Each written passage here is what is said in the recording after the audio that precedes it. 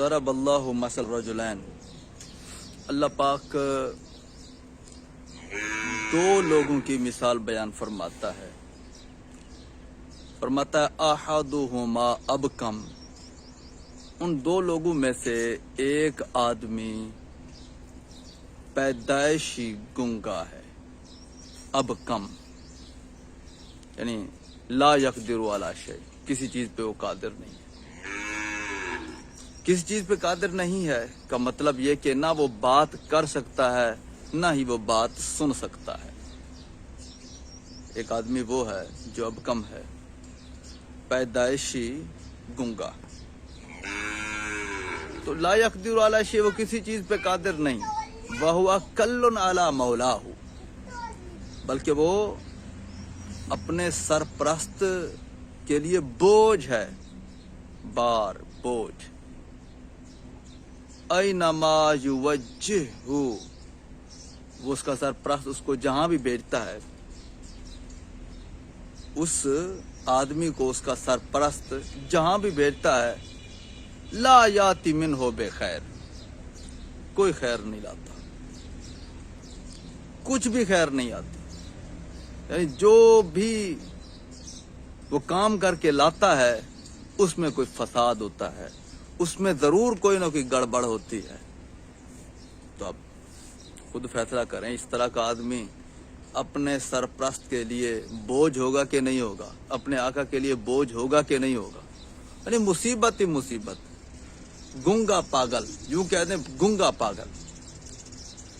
اب یہ اللہ پاک نے مثال بیان کی ہے، یہ اس آدمی کی مثال ہے جو نہ حق کہتا ہے نہ حق سننے کا حوصلہ رکھتا ہے. یہ اس کی مثال ہے. نہ نیکی کی دعوت دیتا ہے، نہ نیکی دعوت اگر کوئی اسے دے سننے کا اس کو حوصلہ ہے. اگر داڑھی مڈاتا ہے تو اس کو بندہ کہے سمجھانے کے لیے کہ داڑھی نہ مڈاؤ، تو وہ بجائے اس کے کہ وہ نصیحت سنے، 100 اعتراضات داڑھی والوں پہ نکال لے گا. مطلب نہیں سننا چاہتا، وہ نصیحت کی بات نہیں سننا چاہتا. اچھا، ایک تو یہ ہے جو نہ نصیحت کی بات سنتا ہے نہ کسی کو نصیحت کی بات کرنا چاہتا ہے. اس سے سب سے بڑھ کر جو اس کا مصداق ہے وہ کافر ہے. جیسے تفسیر جلالین میں بھی کہا گیا کہ یہ کافر کی مثال ہے. سب سے بڑھ کر اس مثال کا مصداق کافر ہے. اور پھر دوسرے آدمی کے بارے میں پوچھا گیا، اور اس آدمی کو یہ کہہ کر کہ حل یستوی ہوگا، کیا یہ آدمی جو گنگا ہے اور نہ حق بات کہہ سکتا ہے نہ سن سکتا ہے، گنگا ہے، تو یہ آدمی برابر ہے اس کے کہ میں یامر بالعدل، جو عدالت کی بات کرتا ہے، جو انصاف کی بات کرتا ہے، جو حق بات کرتا ہے، جو نیکی کی دعوت دیتا ہے، وَهُوَ عَلَىٰ صِرَاطٍ مستقیم، سیدھی راہ پہ ہے، سیدھے کام کرتا ہے، غلط کام نہیں کرتے. اب پوچھا جا رہا ہے کہ ان دونوں میں سے اللہ پاک پوچھ رہا ہے، سوال کر رہا ہے، اے سننے والے آپ پہ فیصلہ ہے، آپ بتاؤ نا کہ حل یستوی ہوگا کہ وہ گنگا اور یہ آدمی کہ جو حق کی بات کرتا ہے، جو عدل کی بات کرتا ہے، سیدھی راہ پہ ہے، یہ آدمی، یہ دونوں آپس میں برابر ہو سکتے ہیں؟ عقل مند سمجھتا ہے کہ نہیں ہو سکتے.